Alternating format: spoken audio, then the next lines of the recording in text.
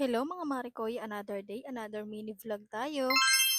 Sinamahan nga pala namin dito yung kaibigan ko na nagbabantay ng tindahan. Pero sumaglit lang kami kasi nga bawal nga yung tambay dito. At etong si Baby Elise, grabe nga napakakulit. Akala mo naman meron siyang binili. Grabe kung magkulit. At nagaya na nga akong umuwi dahil bawal nga yung tambay doon sa tindahan. Hindi naman kasi yun para tambayan. At biglang ang tinopak tong bata na to. Dahil gusto na naman nga niyang bumalik doon sa tindahan. Sabi ko maya-maya naman dahil kakapunta nga lang namin doon. Ayun, bigla nga siyang tinopak ng bonggang-bongga mga marikoy. At grabe, napakataring ng bata na to. O, di ba? Kitang-kita naman sa video kung paano nga niya ako tarayan. Konting-konti na lang talaga anak. Malapit na talaga tayong magsabunutan. Charot. At maya-maya nga rin pinaliguan ko na nga at inayusan ko na rin siya ng buhok. O, di ba? Napakaganda at fresh na naman nga siya for today's video. Siyempre, ang mama Tina, ayan, napakahagard. At meron pang chismis o grabe naman yarn. Sobrang nakakainis kapag meron nga chismis sa pagmumuka. At nagpunta nga kami dito kay Papa Norel para para tumambay. Charot. Pagkadating nga namin itong bata, meron agad nakitang pagkain. Kaya agad-agad siyang lumapit. Pero tinikman lang niya, hindi naman niya inubos at binigay nga niya sa akin. At pagkatapos nga nun, meron na naman nga siyang biskwit. Bigay nga pala yan ng kahera o kasama ni Papa Noriel dito sa shop. O diba, prinsesang prinsesa talaga tong bata na to. Dahil busog na nga siya, eto nga at sasayaw naman siya. O diba, dance series ng aking Junakis. Huy! Napaka-sexy nga ng damit na suot niya at bigay nga lang pala yan ng kanyang ninang. Hello po, Ninang Maricar. Thank you po sa damit na bigay nyo. Baka meron pa dyan. Huy! Charot.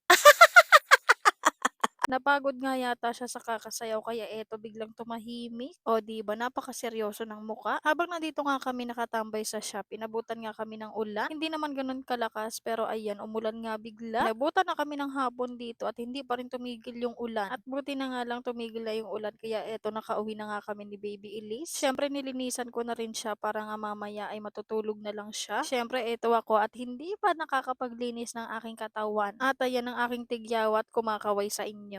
Charot. 'Di ba napakalaki niya, nakakainis at nakakadiri. Huy, napaka-OA. At kinabukasan eto ako, ang aga-aga kong nagising. Wala namang pasok si Baby Elise pero eto ako at gising na gising na nga. At maya-maya nagising na nga rin si Baby Elise, hindi ko lang na-videohan. At nagpaluto siya nitong pansit canton pero hindi nga niya naubos. At mga bandang tanghali eto nga at naglalaba nga ako. Hindi ko nahihintayin na dumami pa yung labahan ko bago nga ako maglaba.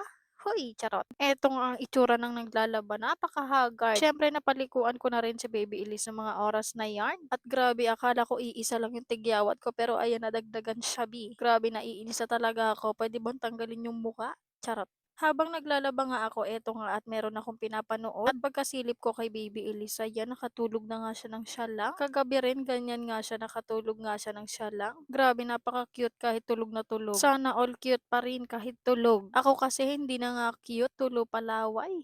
Huy, charot. Hinayaan ko na nga siyang matulog dyan dahil meron pa nga akong ginagawa. At eto ang itsura ko, grabe, cute na cute talaga ako. Charot, eme-eme ko dyan. At tamang time-lapse nga lang muna ang mari nyo. Bibilisan ko na nga yung kilos ko habang tulog pa yung batang makulit. Dahil kapag ito nagising ay puro na naman kami away mag-ina. Huy, dinryer ko nga pala muna para nga matanggal yung mga sabon-sabon. Para kapag nagbanlaw na ako, hindi nga ako gaanong mahirapan. At eto, for the banlaw na nga ang mari nyo. Buti na nga lang mga marikoy at uminit na nga. Hindi na katulad kahapon na makulimlim at umulan.